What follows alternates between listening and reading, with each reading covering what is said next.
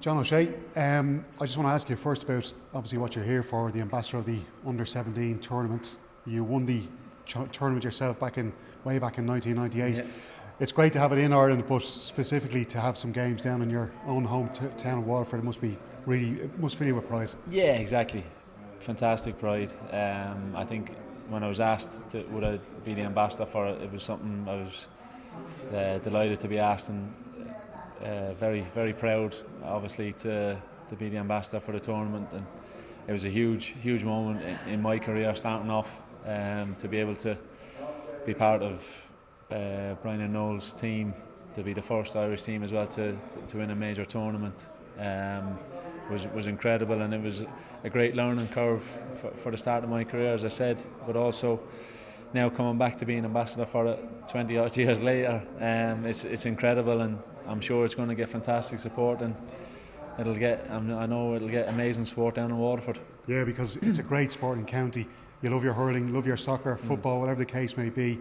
I know you're a big sporting fan yourself, but there's great things happening in Waterford between, Waterford, in the League of Ireland, and this tournament now. Do you think there's going to be a real buzz around soccer around Waterford County again? Yeah, I think so. I think obviously the way the Blues have bounced back into the league and done very well, and continued on obviously the start of this season too. I think Rennie and the lads down there deserve great credit, and having an event like this staged at the RSC as well shows great credit to the people behind the pitch as well. The facilities down there, it's come on a lot, and hopefully it'll just give a boost to, as you said, the stuff that's already happening down there, and that'll continue to grow and grow. So John, 21 years on from when you played in that tournament, and you're at Reading now, and I know it's been a season where you've had a few injuries to deal with. You've only made 10 appearances at Reading. When you're kind of coming towards the end of the season now, I know your contract is up in June. What's your thoughts on your career now? Do you keep pushing on to try and play next season, or do you think this could be your last season? It could be, but it might not be as well. Let's wait and see. The last few seasons in particular, obviously I've just waited until the end of the season, let the dust settle, and then make that call then. But look, whatever happens going forward, I've had a chance to play professional football for 20 years, so it's I've had an amazing run at it, and plenty of ups and downs along the way, but to be able to do a so-called job that I've been doing from 6, 7, 8 years of age to the age I am now, it's been obviously amazing. So, and there's lots to look forward to as well. I've been doing little bits of TV and punditry stuff over in the UK the last few months, just getting a little flavour for that also. But obviously having my A licence, and to think about starting the pro, I was going to start it recently, but I just thought while I was still playing that I wanted to wait until I was fully committed to start a pro licence, because it's not something that you kind of want to do when you're still playing. I think to be retired from playing, I think is a better thing, and you're fully committed to it then. And so that's something I'll be looking forward to doing down the line, but let's wait and see. A few of your old teammates have kind of gone down the punditry route, a few of them gone down the coaching route. I know, say, Robbie Keane is now working with Mick McCarthy. Damien Duff tried the punditry, but now he's involved with Celtic. Roy Keane, of course, he's done a bit of both. Which would you prefer, do you think? Would you prefer to get into coaching management, or would you prefer to be sitting there analysing games? Yeah, it's one of them things. I think initially, look, you want to stay in football. I think especially with the players, the management, the teams that I've been at. If I haven't learned a few things over the years, especially internationally as well, that I'd be disappointed if I couldn't have an impact at a team, whether it be to coach, manage, whatever the case may be, with younger kids or with senior players, that I'd hope I'd have something to offer, and that's definitely a route I want to explore at some stage. I always felt, speaking to you maybe after an Ireland game when we get you in a mix zone, that you're always great at, and it's not all players are, but great at analysing a game maybe just a few moments after coming off the pitch. So in that sense, maybe is like coaching or management maybe the better role for you? Yeah, look, as I said, who knows? You could go into the job the way it happens sometimes for managers that the owners change their mind very quickly about certain things. So let's wait and see. It's something that I'm excited about, and hopefully there'll be opportunities come that way. But I can maybe try to get a job on Off the Ball or something like that as well. You know? We'll take it, John. There's a fella called Kevin Kilbane, probably outstayed as well. No, Killer. Killer will. He's mastered it now. He's doing great. He's excellent. One of your other old teammates, Ole Gunnar Solskjaer, a lot of media attention around him over the last few weeks. You know, I think you said back in January he should get the job permanently. Do you still feel that now? Yeah, I think so. I'd be amazed if he doesn't. I think just the fact that how he's turned the whole club around so quickly, and it's not just obviously it is important obviously what he's done on the pitch, but more so off the pitch also. The impact seemingly he's had around the training ground, the whole place at Old Trafford as well.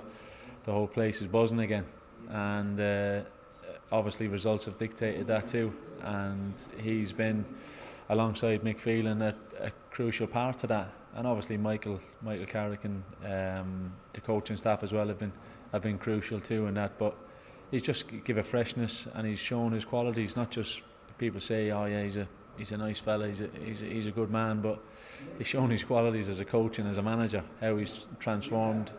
Yeah, they've had good players, but they're great players, but they haven't been performing. He's made them perform. They've consistently shown it now the last few weeks. PSG obviously will be one of the ones that it was a bit of a, shall we say, a blip, but you have to remember PSG have been at the forefront of the European games, and they've had a right go to get success in the Champions League financially as well. So there was, even though they were missing a couple of players, people were making out that it was going to be quite comfortable for United, but PSG have a fantastic squad and they were able to cope with it. And Ollie has a big test on his hands to turn that game around in Paris coming up. So, but as I said, even if he doesn't turn that game around, I think the job has to be his going forward. Mick McCarthy names his first Ireland squad this month. I think there's a lot of excitement around it because, and even speaking to Kevin Kilbane, has been talking about the fact that Mick, even though he's got such a short time with the players before his first games, that he can really get a dressing room, get people motivated. Is there any players we might be surprised to see in the squad? And you're in the championship, you're playing the championship. Maybe players you've seen there that you think should be in there. Yeah, well, look, I'm sure Mick will be close enough to finalising the squad as we speak now. Obviously, I hope everyone hopes that the lads who are established stay fit and healthy, because obviously the numbers playing at the higher level, it's getting that little bit smaller and smaller. So we've got to make sure they stay fit and healthy, playing competitively, and that'll give Mick a good base to start from. Hopefully he gets off to a flying start with 2 wins, and I think he'll get a bit of momentum. But as for the players in the championship, maybe if Bamford decides to come over, hopefully he does, and there's no messing about, could he be one that could help along the way.